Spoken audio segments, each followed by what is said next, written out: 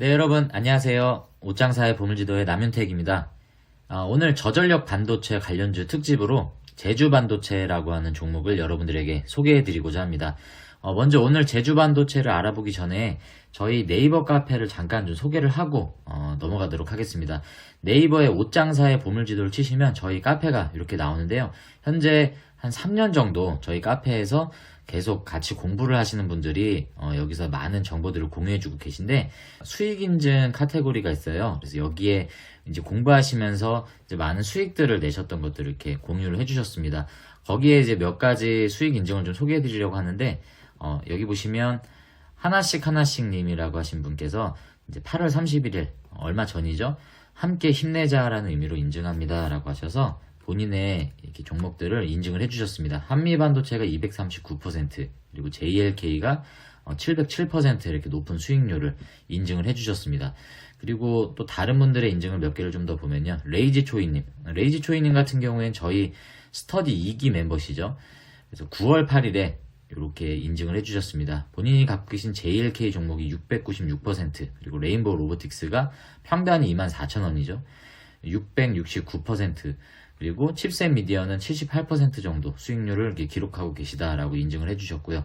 조금 더 보다 보면 DK님은 사실 저희 카페 유튜브 가장 오래된 구독자분들 중에 한 분이신데 9월 11일에 이렇게 지금 인증을 해주셨습니다. 레인보우 로보틱스가 893%, 언더테이커님 인증으로 이제 마지막으로 확인을 좀 해볼까요?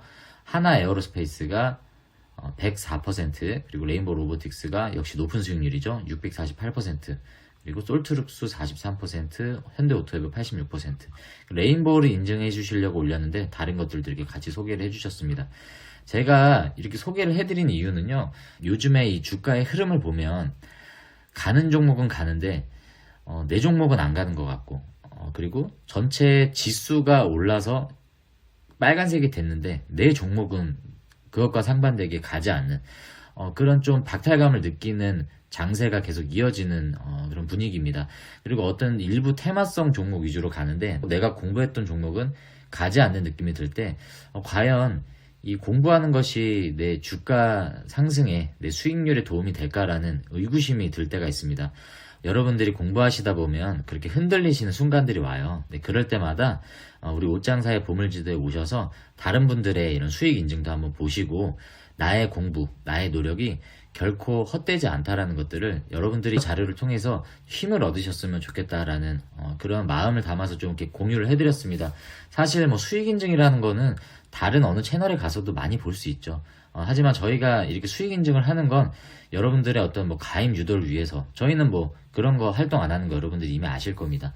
그렇기 때문에 여러분들이 우리 카페에 오셔서 같이 공부하시면서 힘들 때 내 중심을 다시 잡고 내가 원칙 가운데서 좀 벗어난 것이 어떤 것이 있는지 이렇게 점검해 보시는 것도 투자를 하시는데 많이 도움이 되실 것 같습니다. 요즘같이 오랜 기다림과 또 여러 가지 인내 시간들을 보내야 할 때 공부하기가 쉽지가 않죠. 수익이 날 때는 뭐 신나게 공부하지만 물려서 하는 공부가 어떻게 제대로 된 공부가 되겠습니까? 여러분들의 공부가 수익에 직결되지 않느냐? 저는 그렇게 생각하지 않습니다. 무조건 수익에 직결됩니다. 다만 우리가 원칙을 지키고 우리의 중심 가운데 흔들리지 않는 원칙을 꾸준히 유지할 때 이런 수익이 바로 가능하다라고 믿기 때문에 오늘 이렇게 여러분들과 같이 공부하는 제주 반도체가 어떻게 보면 그냥 알아도 그만, 몰라도 그만인 어떤 공부 내용이 될 수 있겠지만, 이것들이 쌓이고 여러분들의 원칙이 점점 체계화될수록 아까 보셨던 그런 수익 인증이 바로 다음에는 여러분들의 수익 인증이 될 거다라고 저도 믿어 의심치 않습니다. 힘내시라는 의미로 좀 이렇게 소개를 해드렸습니다. 그럼 본격적으로 제주 반도체에 대한 종목 설명을 한번 들어가 보도록 하겠습니다. 먼저 회사 개요를 알아보겠습니다. JSC라는 약자는요, 제주 세미컨덕터의 약자예요. 뭐 특별한 뜻은 없고요. 2000년 4월 4일에 설립이 됐습니다. 2005년 2월 1일에 코스닥에 상장이 되었고요. 오늘 9월 20일 기준 시가총액은 1479억 원. 시총 규모가 그렇게 크진 않죠. 발행된 주식수는 3,400만 주가 좀 넘습니다. 주요 주주 구성을 보면 여기 사진에 계신 분이 박성식 대표이사님이세요. 박성식 대표이사가 10.35%의 지분을 가지고 있고요. 자사주를 포함한 우호 지분이 15%가 살짝 넘어요. 조영섭 대표이사도 박성식 대표이사와 함께 각자 대표로 부임을 하고 있습니다. 회사는 제주도에 위치하고 있고요. 제주 상공회의소 2층에 이렇게 위치하고 있습니다. 오늘 제 영상의 대부분의 자료는 한국 IR협의회 기업리서치센터에서 올해 4월에 나온 리포트 자료가 있어요. 영상도 있는데 그걸 제가 다 여러 번 봤습니다. 보니까 여러 자료들 중에 이 자료가 가장 최근 자료이면서 가장 디테일하게 분석한 자료이기 때문에 이 자료를 중심으로 여러분들과 함께 공부해보고자 합니다. 거기에서 소개한 기업 개요를 한번 알아보면요. 이 제주 반도체는 반도체 회사겠죠, 당연히. 반도체 회사인데 반도체가 메모리, 비메모리 있잖아요. 그 중에서도 이 메모리 반도체, 팹리스입니다. 설계사라고 이렇게 표현이 되어 있네요. 팹리스 회사고요. 본인들이 설계한 이제 반도체를 외주 파운드리를 통해서 이제 생산을 하는 형태고요. 우리나라 파운드리를 이용하는 게 아니라 대만에 있는 파운드리를 이용하고 있습니다. 사명은 최초에 설립일 당시 아펜스 테크놀로지라는 사명으로 성남에 설립이 되었다가 이후에 2000년에 넘어와서 MLSI라는 사명으로 변경을 했습니다. 그리고 송파구 가락동으로 이전을 한 뒤에 2005년 코스닥에 상장을 하고 같은 해에 가락동에서 제주시로 본사를 이전을 해요. 송파구에 있는 회사가 갑자기 왜 제주도로 이사를 가느냐 확인을 해보니 이때 당시에 수도권 소재 기업이 충남, 천안 밑으로, 이남이라는 것은 이제 밑이죠. 그 아래 지방으로 이전을 하면 일정 기간 법인세를 면제해주는 조세 제한 특례법이 적용이 됐다고 합니다. 그래서 이런 세제 혜택을 노리고 제주도로 이전을 한 것 같아요. 그리고 8년 뒤에 제주도에 있기 때문에 이름을 이제 제주반도체로 사명을 변경한 것 같습니다. 그 뒤로는 계속 제주반도체는 제주도에 본사를 두고 있죠. 그리고 특이한 게 얘네가 동행복권 사업을 하고 있어요. 여기 보시면 MBC 플러스 K뱅크부터 해서 이러한 기업들이 이 동행복권 사업을 하고 있는데 이 사업자들과 함께 이 복권 사업을 2018년도부터 입찰에 참여를 해서 낙찰이 된 거죠. 그래서 이 복권 사업을 하고 있는데 이게 5년 동안 진행이 된다고 합니다. 2018년 5년이면 이제 올해 끝나는 건데 1회에 한해서 연장이 가능하다고 해요. 그래서 이게 매출이 168억 원 정도 나오고 영업이익도 뭐 2, 30억 정도 나오는 걸로 알고 있는데 큰 액수는 아니지만 어쨌든 뭐 영업이익이 나오는 거기 때문에 이런 노다지 사업을 당연히 연장을 하지 않겠습니까? 그래서 1회 연장을 하면 2028년까지 이제 이 복권 사업은 계속 진행이 될 것으로 예정이 됩니다. 기타 사업으로 확인을 해보시면 참고사항이 될 것 같고요. 그럼 이제 본격적으로 주요 사업이 어떤 것이 있는지 한번 알아보도록 하겠습니다. 2023년 반기 매출 기준으로 보면 가장 많은 매출 비중 70.9%의 매출이 사물인터넷 IoT에서 나오고 있고요. 그 다음에 12.2%가 자동차 오토모티브 이 영역에서 나오고 콘슈머에서 11.1% 그리고 네트워크에서 5.8% 이렇게 나오고 있습니다. 그 아래 웨어러블 모바일은 뭐 미비하니까 이거는 여러분들이 뭐 굳이 언급하지 않으셔도 괜찮을 것 같고요. 보시면 여기 컨슈머는 그냥 쉽게 이해해서 뭐 프린트 그리고 뭐 카메라 뭐 이런 데 들어가는 반도체를 생산한다라고 보시면 될 것 같습니다. 사물인터넷과 전장 비중이 가장 많다. 그리고 그 다음이 컨슈머 영역이다라고 이 정도만 체크하고 넘어가 보도록 하겠습니다. 제품별 매출 비중을 보면요. 낸드 MCP라고 하는 반도체가 가장 많은 72.59%의 매출 비율을 차지하고 있어요. 아까 사물인터넷에 많이 들어간다고 하는데 거기에 들어가는 메모리 중에서도 이 낸드 MPC가 가장 많다라고 하고요. 그 다음에 낸드 플래시. 여러분들이 낸드 플래시는 많이 들어보셨죠? 여기서 10.09%. D램도 생산하고 있습니다. 9.7%. C램. 뭔지 모르겠지만 어쨌든 C램도 2.93% 그리고 노어 MCP 2.26 이런 식으로 해서 낸드 MCP와 낸드 플래시, D램, C램, 노어 MCP 이런 제품들을 주요 매출로 가져가고 있습니다. 이게 어떤 건지 이따 자세히 알아보겠습니다. 이거는 이제 수출, 내수 비중인데요. 수출이 월등히 많죠. 대략 한 87% 비중이 수출로 나가고 있습니다. 내수는 13% 정도 된다는 얘기죠. 수출하는 주요 국가를 보면 유럽, 프랑스, 이탈리아 이런 쪽이 많고요. 중국도 물론 매출이 나가고 있고 뭐 이런 이제 유럽 중심으로 한 매출이 가장 많고요. 그 다음에 뭐 중국, 아시아 국가를 중심으로 해서 수출 매출이 발생하고 있습니다. 제품 설명을 좀 드리겠습니다. 이 제품 설명을 드리기에 앞서서 우리가 간단한 반도체 용어를 좀 이해하고 넘어가야 됩니다. 아시는 분들이야 뭐 간단한 용어인데 한번 간단히 짚고 넘어가 보도록 하겠습니다. 반도체가 여러분들이 이제 메모리 반도체 많이 들어보셨죠? 그리고 메모리 반도체에 포함되지 않는 것들을 비메모리 반도체 또는 시스템 반도체 이렇게 이야기를 하고 있습니다. 메모리 반도체는 D램과 낸드 플래시 이렇게 두 가지로 크게 나눌 수 있고요. 비메모리는 방금 말씀드린 대로 메모리가 아닌 모든 반도체를 총괄하는 이제 개념입니다. 오늘은 제주 반도체를 알아보고 있기 때문에 제주 반도체가 어떤 업체라고 아까 말씀드렸습니까? 메모리 팹리스 회사죠. 그렇기 때문에 이 메모리에 관련된 반도체만 좀 우리가 세부적으로 알아보겠습니다. 메모리가 D램, 낸드 플래시 이렇게 있다라고 하는데 D램, 낸드 플래시 어떤 차이가 있느냐? 이제 D램은 데이터를 저장하는 공간이 적습니다. 데이터 저장을 적게 할 수 있다는 특징이 있고 반대로 낸드 플래시는 데이터를 저장을 많이 할 수 있는 특징이 있고요. 컴퓨터를 껐다가 다시 켰을 때 D램은 저장되어 있는 데이터가 날아갑니다. 그래서 휘발성이다 라고 얘기를 하고요. 낸드 플래시는 컴퓨터를 껐다 켜도 비휘발성, 저장되어 있는 데이터가 남아 있습니다. 사용되는 제품을 보면 D램은 이제 DDR5 HBM, 요즘에 우리가 많이 듣고 있죠. 이런 제품을 D램 군으로 우리가 생각을 할 수 있고요. 그리고 이제 아까 잠깐 언급했던 C램이나 제주 반도체가 주력으로 생산했던 S램, 그리고 C램, 그리고 슈도 S램, 이런 이제 램들이 요 D램에 속하는 영역이다라고 볼 수 있습니다. 그리고 낸드 플래시로 활용되는 제품이 SD 카드, 그리고 옛날에 우리가 컴퓨터에서 이제 많이 봤던 하드 디스크, 그리고 SSD, USB, 이런 것들이 우리가 저장 장치로 이미 많이 활용을 하고 있죠. 이게 바로 낸드 플래시라고 볼 수 있습니다. 이 낸드 플래시도 플래시 메모리 안에서도 낸드 플래시냐, 노어 플래시냐 이렇게 나뉘는데 이런 것들은 우리가 구체적으로 알아봐도 제가 설명드릴 지식도 없겠지만 여기에서는 이 정도까지만 좀 알아보고 넘어가 보도록 하겠습니다. 그래서 제주 반도체가 어떤 것들을 생산을 하냐라고 봤더니 아까 잠깐 언급해드렸던 S램, 그리고 슈도 S램이라고 해서 PS램이라고 이렇게 표시를 합니다. 그리고 또 C램, 셀룰라 램이라고 하는 이 C램도 생산을 하고 있어요. 그래서 주력은 S램, 슈도 S램, 셀룰라 램 이렇게 생산을 하고 있고요. 그리고 그 이후에 최근에 가장 많은 매출, 72%가 넘는 매출이 나왔던 MCP죠. 이 MCP는 멀티칩 패키지입니다. 이 멀티칩 패키지에서 가장 많은 매출이 요즘에 나오고 있다라고 아까 설명을 드렸고요. 2004년에 나왔던 기사인데요. 삼성전자에서 S램을 개발했다라고 합니다. 그러니까 제주 반도체가 이 S램을 주력으로 했다는 얘기는 2004년 무렵의 얘기입니다. 그러니까 지금은 이게 주력이 아니에요. 지금 주력은 이 MCP고요. 과거에 S램을 시작으로 해서 슈도 S램, 그리고 C램으로 넘어가는 이 단계에서 제주 반도체가 성장을 했다라고 볼 수 있습니다. 그리고 이 MCP의 영역을 활용을 해서 이 로우 파워 D램이라는 것을 또 생산을 합니다. 보시면 이 로우 파워가 LP라는 약자를 써요. 그래서 LPDDR, LPDDR2, LPDDR4 이렇게 표현을 하는데 뒤에 2, 4 요거는 데이터 처리 속도를 말하는 거고요.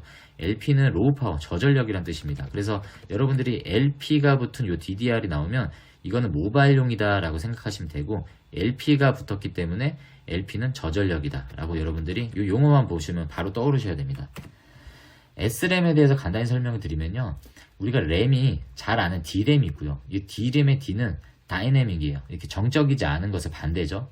그러면 S램은 스태틱이라고 하는 정적인 램이다라는 것을 얘기를 합니다. 이것들에 대한 설명은 제가 잘 못 드리겠어요. 어쨌든 용어에 대한 차이는 이렇게 있고요. S램은 이제 보시면 모바일 기기용 저전력 반도체로 생산이 됐다라고 합니다. 그러니까 이게 하이엔드급 반도체가 아니었던 거예요. 그러니까 애시당초 제주 반도체 설립 배경을 보면 대기업들이 삼성전자나 이제 하이닉스 반도체가 90% 이상이 소품종 대량 생산 체제인 그런 하이엔드급 반도체를 생산을 하고 있었죠. 이제 주력이 이제 D램이었겠죠. 근데 이런 것들을 생산을 하고 있었는데 10% 작은 파이를 차지하고 있던 그 니치 마켓을 제주 반도체가 자신들의 파이로 가져가기 위해서 공략을 했던 겁니다. 누구도 하지 않은 영역이었기 때문이었죠. 그래서 거기에 특화되어 있는 상품이 바로 이 모바일 기기용 하이엔드급은 아니지만 어찌됐든 간에 필요했던 이런 저전력 S램들을 생산을 했던 겁니다. 이 고속 S램은 D램보다 고속이므로 CPU 내부의 기억장치처럼 중요한 부분에서 많이 사용이 되고 반대로 저속 S램은 저전력, 저비용이 중요한 기기에 탑재됐다라고 해서 그 적재적소에 필요했던 그런 10% 되는 니치 마켓을 공략했던 그런 이력을 가지고 있습니다. 그 다음에 등장했던 게 이제 슈도 S램인데 슈도 S램은 이제 이런 철자를 써요. 요게 모방위, 모조위 이런 뜻입니다. 카피했다라는 얘기죠. 이게 P가 우리가 뭐 피지컬, 사이코 이런 단어를 할 때 PS가 이제 보면 P가 묵음이잖아요. 그래서 슈도라고 발음을 하지만 영어 약자는 이렇게 P가 붙습니다. 그래서 슈도 SRAM이라고 이렇게 표현을 하고요. 슈도 SRAM은 뭐냐면 SRAM과 유사하게 동작을 하지만 이 SRAM과 D램의 단점을 극복해서 개선해서 만든 이제 제품이라고 볼 수 있습니다. 그래서 이런 제품들이 주로 소형 휴대용 컴퓨터 그리고 통신용 기기, 레이저 프린터, VCR 등에 이제 과거에 많이 이제 활용이 됐다라고 설명이 나오고 있습니다. 그 다음에 등장한 게 C램이죠. C램은 셀룰라 램을 이제 의미를 하고 있습니다. 아까 설명드렸던 슈도 S램을 기능적으로 심화 발전시킨 형태의 램이 바로 C램이라고 합니다. 그래서 제주 반도체가 이 C램을 본격적으로 개발 공급한 뒤에는 슈도 S램을 이제 대부분 대체했다라고 하기 때문에 제주 반도체 내에서는 사실상 C램을 슈도 S램과 구분하지 않고 이제 포괄적인 동일한 의미로 C램이다라고 통칭해서 사용하고 있다라고 합니다. 자, S램에서 슈도 S램으로 왔죠. PS. 그 다음에 어디까지 왔죠? C램이 왔죠. 자, 요렇게 주력으로 C램을 생산하고 있었는데 이제 최근 들어와서 가장 많은 매출 비중을 차지하고 있는 낸드 MCP가 등장합니다. 2022년 기준으로 매출에 가장 크게 기여하는 제품. 이 낸드 MCP는 쉽게 얘기해서 아까 전에 제가 D램이 있고 그리고 낸드 플래시가 있다라고 했죠. 이 낸드 플래시. D램이 갖고 있는 장점이 있고 낸드 플래시가 갖고 있는 장점이 있고 이 두 개를 활용하기 위해서 이 두 개를 복합칩으로 멀티 패키징을 한 겁니다. 그래서 이 칩 안에 D램이 있고 낸드 플래시가 있는 거예요. 그게 바로 낸드 MCP입니다. 쉽게 설명하면 그런 이제 용도를 가지고 있는 거죠. 그래서 MCP의 구성 요소 중에 D램이 LPDDR2면 4G LTE용 기기라고 여러분들 이해하시면 되고 LPDDR4 이렇게 뒤에 4가 나오면 5G 기가용인데 당연히 숫자가 높을수록 데이터 처리 속도는 빠르겠죠. 그렇게 이해하시면 좋을 것 같습니다. 자, 이제 그러면 제주 반도체의 이러한 제품들을 알아봤는데 이 제품들과 관련된 연관 산업들이 어떤 전망을 갖고 있는지 한번 알아보도록 하겠습니다. 첫 번째, 사물 인터넷 시장에 대한 규모가 꾸준히 성장하고 있다. 아까 사물 인터넷 매출 비중이 가장 크다고 했죠. 이 사물 인터넷이 어디에 활용되냐면 스마트 홈, 그리고 스마트 시티, 스마트 헬스케어, 자동차, 자율주행 뭐 이런 시스템들이 있습니다. 그래서 시장 조사기관의 통계를 보면요, 2022년 기준으로 사물 인터넷 시장이 2천억 달러를 상회해서 2027년 기준 4,830억 달러까지 성장할 것으로 전망된다라고 하는 그래프가 바로 이 그래프죠. 계속 성장 이미 하고 있고요. 올해까지도 계속 성장을 하고 있고 이 성장 속도를 그대로 앞으로는 수요가 계속 증가할 시장이 바로 어디다? 사물 인터넷 시장이다. 여기에 70%의 매출 비중을 갖고 있는 제주 반도체가 주력으로 여기에 지금 집중하고 있다는 모습입니다. 자, 두 번째, 엣지 디바이스 시장도 성장을 개시했다. 여기서 등장하는 엣지 디바이스, 아마 생소하신 분들도 있을 거예요. 엣지 디바이스가 과연 뭐냐? 대부분의 디바이스들은 어떤 서버를 거쳐서 이렇게 처리를 하죠. 제가 지금 설명드리는 컴퓨터 같은 경우도 여러분들이 유튜브를 보실 때 클라우드나 어떤 중앙 데이터 서버 장치를 통해서 여러분들이 그걸 확인을 하시는데 엣지 디바이스는 이 엣지라는 게 끝단을 얘기하잖아요. 가장자리. 그래서 이 끝단에 있는 디바이스, 이 연산 처리 장치에서 서버를, 클라우드를 거치지 않고 그냥 독자적인 컴퓨팅 방식으로 거기서 처리를 하는 디바이스를 엣지 디바이스라고 합니다.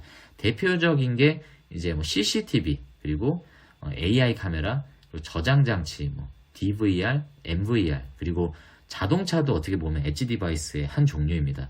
자동차도 사실 여러분들이 뭐 요즘에야 뭐 OTA나 이런 무선 인터넷 서비스를 이용을 하지만 과거의 자동차들을 보면 그 자동차 자체 내에 컴퓨팅 기능이 있어서 자체 내에서 어떤 서버나 클라우드가 없이 처리를 하는 것들을 경험하셨을 겁니다. 그렇기 때문에 자동차도 일종의 엣지 디바이스로 볼 수 있는 겁니다. 이러한 엣지 디바이스의 시장도 앞으로 계속 성장할 것으로 예상이 되기 때문에 이 제주 반도체의 성장도 수혜를 입을 것이다 라고 기대를 하는 거죠. 그래서 엣지 컴퓨팅 시장이 2027년까지 434억 달러 이를 것으로 전망하는 이런 수치를 우리가 확인할 수 있습니다. 자, 세 번째는 차량용 반도체 시장도 계속 증가할 것으로 기대하고 있습니다. 이건 우리가 뭐 증거 자료를 보지 않아도 이미 알고 있죠. 그 중에 하나를 보면 내연기관차에는 반도체가 200에서 300개가 들어가고요. 하이브리드 차는 조금 더 들어가죠. 500개에서 700개 정도 반도체가 들어가고 전기차는 1000개. 자율주행차는 센서도 많이 들어가고 여러 가지 반도체가 많이 들어가기 때문에 2천여 개의 반도체가 필요한 것으로 이제 알려져 있다고 합니다. 반도체가 점점 많이 필요하기 때문에 거기에 들어가는 차량용 반도체가 점점 수요가 늘어날 것으로 예상을 하는 거죠. 그래서 2025년 무렵에는 110조 원의 시장으로 이제 커질 거다라고 이렇게 예상을 하고 있습니다. 그리고 글로벌 차량용 반도체 공급사 회사들을 보면 텍사스 인스트루먼츠가 있고요. 그리고 모비라이도 있고 NXP가 있습니다. 그리고 엔비디아, 우리에게 잘 알려져 있죠. 이런 회사들이 차량용 반도체를 직접 생산하고 매출을 일으키고 있는데 이렇게 보시면 전부 다 차량용 반도체 매출이 늘고 있습니다. 그러면 제주 반도체 차량용 이제 반도체 매출은 어떻게 되고 있냐? 요거는 이제 매출액이에요. 매출액도 계속 늘고 있죠. 이거는 추정이 아닙니다. 2022년 기준이기 때문에 늘고 있고요. 그리고 차량용 반도체가 전체 매출에서 차지하는 비중을 보면 9.1%로 이렇게 급격하게 늘고 있는 모습을 볼 수 있습니다. 그렇기 때문에 제주 반도체 내에서도 차량용 반도체 매출 비중이 점점 늘고 있다는 것들을 우리가 좀 눈여겨볼 수 있습니다. 자, 이제 네 번째로 아까 소개드렸던 엣지 디바이스 시장이 커지는데 중요한 건 이 시장이 커지면서 그 엣지 디바이스가 요구하는 저전력 중심의 제품들이 앞으로 더 각광을 받을 것이다. 왜냐하면 여러분들 CCTV 한번 생각해 보십시오. 엣지 디바이스 중에 하나인 CCTV가 지금도 있고 앞으로 더 이제 고도화되고 많아질 텐데 CCTV가 꺼지면 되겠습니까? 안 되죠. 계속 켜져 있어야 되죠. 계속 켜져 있으려면 충전을 계속하면 그만큼 전력 소비가 크죠. 한 번 충전을 하더라도 한 번 전력을 공급하더라도 꾸준히 그것들이 안정적으로 공급이 되는 게 필요한데 그렇기 때문에 저전력 반도체가 더더욱 이 엣지 디바이스에서는 필요한 겁니다. 그렇기 때문에 엣지 디바이스의 시장이 커지면 당연히 저전력 반도체도 필수적으로 들어가야 되기 때문에 이 제주 반도체가 생산하는 저전력 반도체가 앞으로 더 수요가 늘 것이다 라는 그런 전망인 거죠. 왜 그러냐? 저전력 반도체는 소규모 전원 및 배터리를 사용하는 무선 장치에서 전력 소모를 줄이고 안정적인 동작을 보장을 한다라고 합니다. 그래서 전력 소모를 줄일 뿐만 아니라 기기의 수명을 연장하는 것. 이것은 어떻게 보면 이 제품의 교체 주기를 더 늘리는 거기 때문에 사용하는 사람 입장에서는 굉장히 중요한 거죠. 그렇기 때문에 이 차량용 반도체 분야 여기에서도 마찬가지로 저전력 반도체가 필요하다라는 것들을 어필하고 있는 내용입니다. 그러면 제주 반도체의 주요 뉴스를 한번 알아보도록 하겠습니다. 제가 준비한 뉴스는 대부분 제주 반도체의 차트 흐름에 있어서 많은 거래량이 동반됐었고 주가에 좀 예민하게 영향을 줬던 그런 뉴스들만 좀 추려와 봤습니다. 올해 뉴스만 좀 알아볼게요. 2023년 2월 14일에 뉴스가 나왔습니다. K칩스 통과 기대감으로 제주 반도체가 급등세다. 보시면 국회 기획재정위원회에서 이날 전체 회의를 열고 정부가 제출한 대기업 등 반도체 설비 투자에 대한 추가 세제 지원안, 이른바 K칩스법을 상정을 했다라고 합니다. 그래서 이 기대감으로 인해서 제주 반도체를 포함한 여러 반도체 회사들이 주가가 급등했던 모습이고요. 그리고 3월 30일로 넘어가면 AI발 업황 개선 기대감에 이건 순전히 기대감이죠. 기대감으로 반도체주가 올라갔다. 미래 반도체를 포함해서 SFA, 그리고 어버브 반도체, 한미 반도체 등의 반도체가 제주 반도체를 포함해서 기대감으로 올라갔다라는 모습입니다. 요 당시만 해도 인텔이 DDR5에 적용이 되는 요게 이제 서버향 이제 그 메모리죠. 사피언스 레피즈인가요? 제 정확히 이름이 기억이 안 나는데 그 사피언스 레피즈라고 하는 서버향 이제 그 프로세스를 인텔이 출시할 거다라고 했기 때문에 그 CPU에 적용이 되는 DDR5 이게 바로 이제 메모리죠. 그래서 이런 기대감으로 인해서 반도체 회사들의 주가가 영향을 받고 있는 모습이고 최근으로 와서 8월 29일에 제주 반도체가 연말에도 거래량과 함께 주가가 급등했습니다. 정부에서 국내 20개 팹리스 기업을 선정했다라고 하는데 거기에 바로 제주 반도체가 여기에 포함이 됐다라는 내용이죠. 다른 이제 기업들도 보시면 뭐 어버브 반도체가 있고요. 그리고 AD 테크놀로지, 칩스앤미디어, 동훈하나텍, 픽셀플러스, 그리고 라이징 스타 팹리스로는 뭐 오픈엣지 테크놀로지, 그리고 보시면 저는 여기 아는 게 공교롭게 오픈엣지밖에 없네요. 공부를 좀 많이 해야 될 것 같습니다. 아무튼 이런 회사들이 여기 스타 팹리스로 선정이 돼서 정부에서 이제 육성을 한다. 여러 가지 지원을 해주겠다라는 거죠. 그래서 이 스타 팹리스 출범식에 언급이 된 뉴스로 급등했던 모습입니다.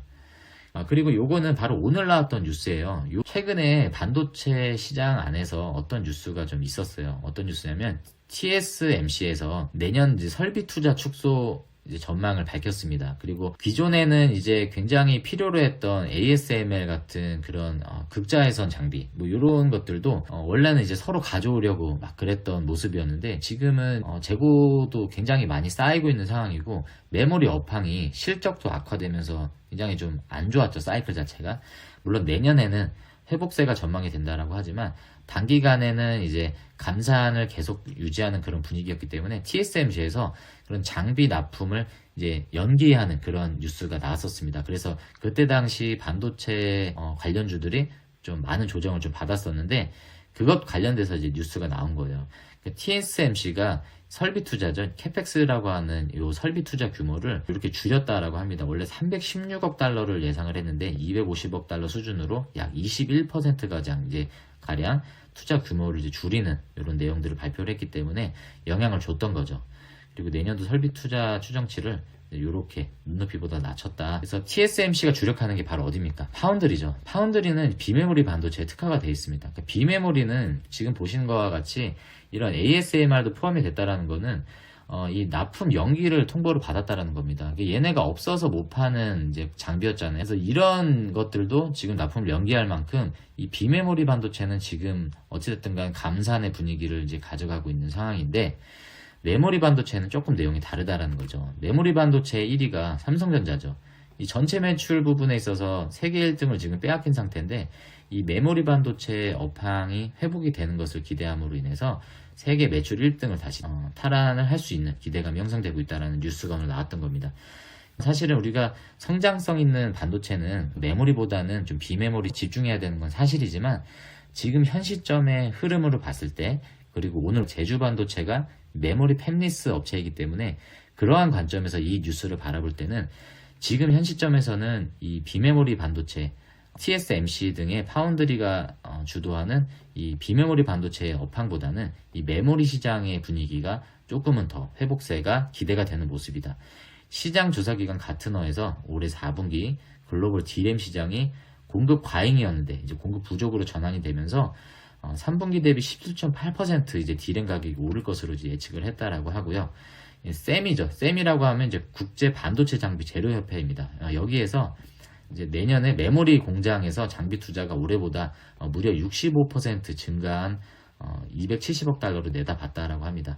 파운드리는 5%밖에 증가하지 않는 반면에 이제 메모리 공장은 65% 이제 증가할 것으로 공격적인 투자가 이어질 것이다라고 예상을 하는 만큼 지금 어찌 보면 조정을 받고 있는 이제 메모리주 관련주들이 조금은 이제 이런 기대감이 조성될 수 있다라는 내용입니다. 그렇기 때문에 제주 반도체는 어찌됐든 간에 이제 메모리 반도체 이제 관련주기 때문에 여러분들 이 내용은 좀 참고하시면 좋을 것 같아서 제가 준비해봤습니다. 마지막으로 재무와 차트를 좀 알아보겠습니다.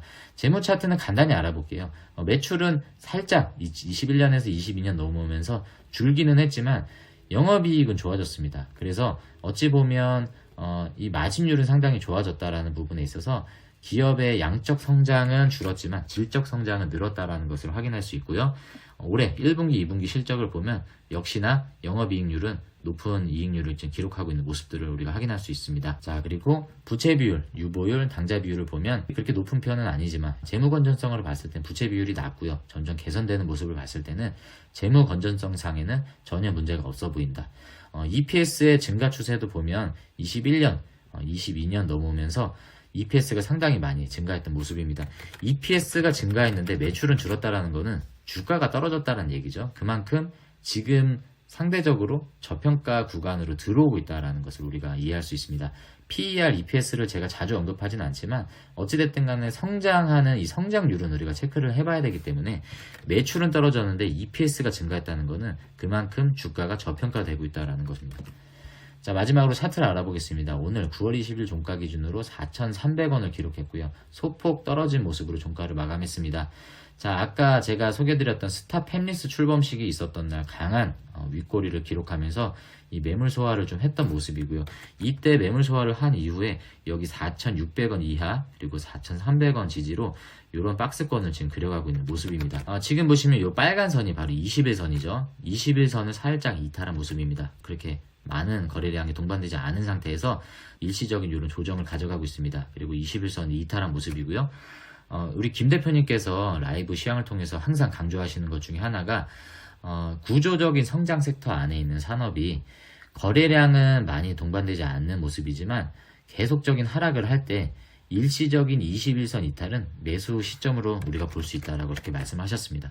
물론 김 대표님을 포함해서 우리 투자자분들이 많은 메리트를 두지 않는 이 메모리 반도체 관련주이기는 하지만 그 안에서도 저전력이라고 하는 독특한 테마를 가지고 있고요. 그리고 SM, 그리고 CRAM, 그리고 MCP라고 하는 니치 마켓에 포함되는 독특한 팹리스이기 때문에 이 제주 반도체를 바라봤을 때는 단순히 메모리 반도체라고 치부할 게 아니라 좀 독특한 관점으로 여러분들이 좀 주목을 해보시면 좋을 것 같습니다. 52주 최고가가 6,600원, 52주 최저가가 3,300원 부근이었기 때문에 어찌 보면 지금 바닥에 가까운 금액이고요.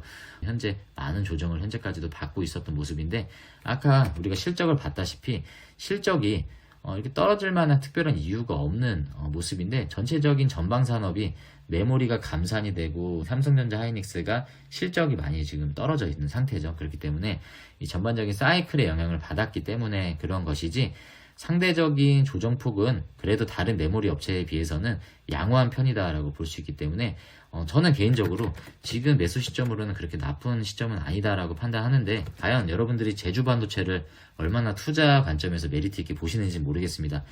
제가 준비한 자료는 여기까지입니다. 내용이 도움이 되셨다면 구독과 좋아요 한번 꾹 눌러주시고 우리 김 대표님이 주중에 진행하시는 이 라이브 시황 여러분들이 많은 참여 부탁드리도록 하겠습니다. 그리고 매주 첫째 주, 셋째 주 토요일 저녁 8시에 진행하는 종목 올림픽에서도 우리 구독자분들과 소통하면서 알아보는 시간들 준비하고 있으니까요. 많은 참여 부탁드리도록 하겠습니다.